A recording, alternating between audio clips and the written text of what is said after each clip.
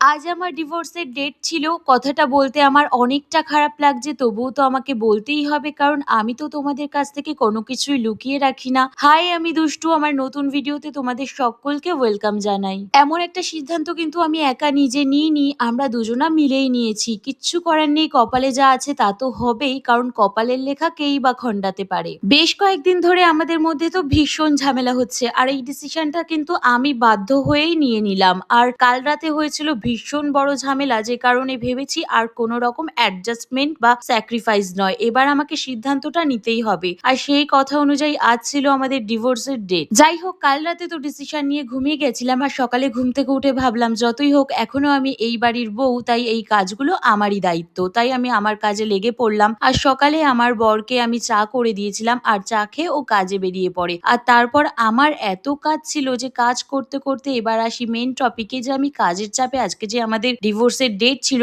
আমি সেটাই ভুলে গেছি। তারপর সব কাজ বাজ শেষ করে আমার মনে পড়লো, আরে যা, আজ তো আমার ডিভোর্সের ডেট ছিল। যাই হোক, এইবারের মতন আমার ডিভোর্সটা আর হলো না। আচ্ছা, তোমরা কারা কারা আমার মতন আছো যে রাত্রে ডিভোর্সের কথা ভেবে সকালে আবার সবকিছু ভুলে যাও? তারা কিন্তু অবশ্যই কমেন্ট করো।